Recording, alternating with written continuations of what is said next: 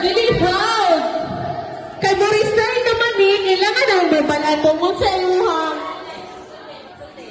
Pasalamat sa Pure Creditor.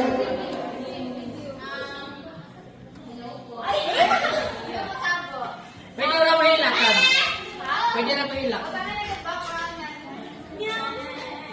Grateful po ako sa mga boss, na mga mababait, sa mga ka-employee ko.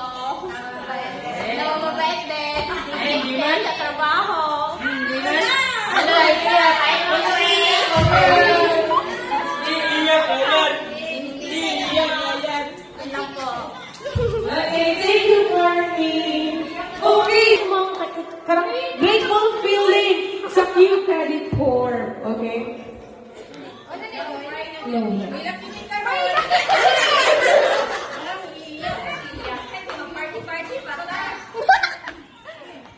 Okay. Walang iiyak ah. Charot lang. Ako. Well, thankful din ko kay I found home sa Pure Credit. Tsaka madami ako naging ate.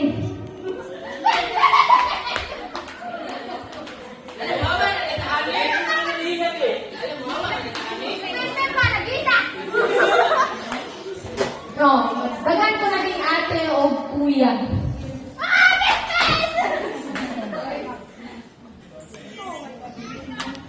Wala lang. Thank you. Thank you.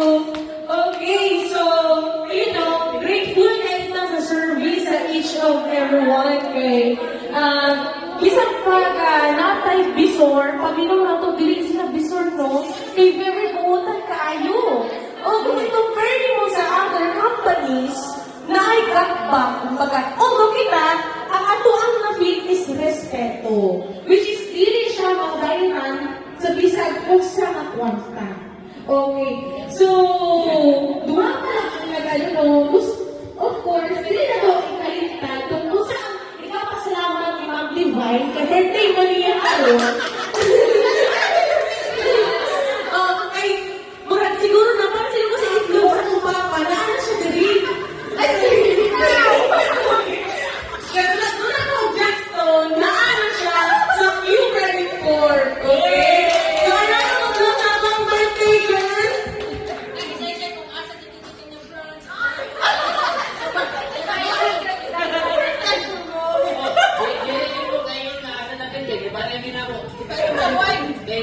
Wala ka nag-character eh.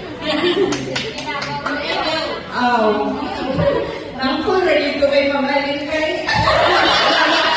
Ulit.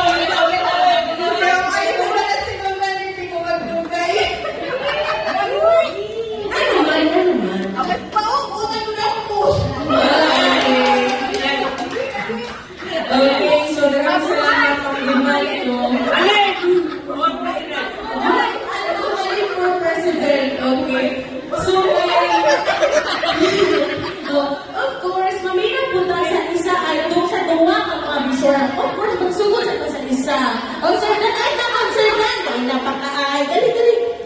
O sa imo kang ma-share or o sa imong tips sa labi nagdatay mga most of us no kay mga pag-unag yun. Okay? O sa imo ang mahatag na tagbat sa mua if ever man na mga feeling ni o kakapoy. Anong masalampayan mo, ano?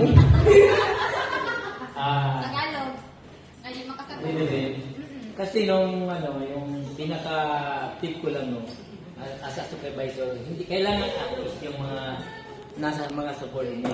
Kailangan lapitan mo rin sila. Tanungin mo yung problema nila, di ba?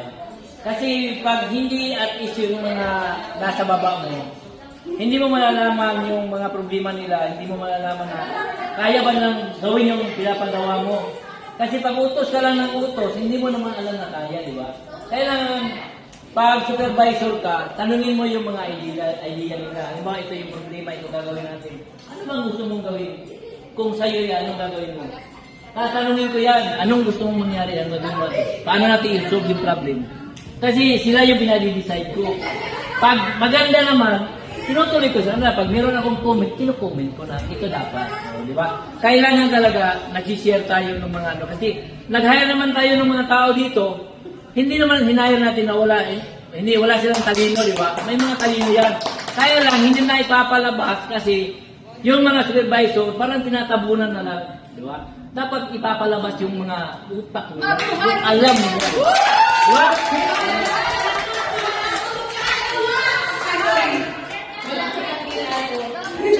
Okay, so yun po, napaka-importante yung, hello? Yung supervisor and subordinate na relationship. Okay? Kasi doon magsisimula yung toxic. Okay?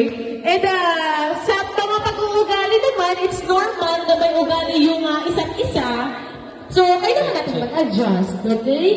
So, I learned the hard way din, no? Pero, sa lahat talaga, si Q credit lang yung very friendly. Okay? So, sa lahat ng mga napaghihinaan ng loob, wala kudos! Para sa Santos! Happy shopping! Okay? So, next, nawala ang bisor. Ay, kung may nakita ng bisor, hindi ko balik si Ma'am Grace o si Ma'am Grace nagtago sa balon. Okay? Dapat na yan, dapat dirimin din dapat siya. Ala. May na naman. Okay. Sige.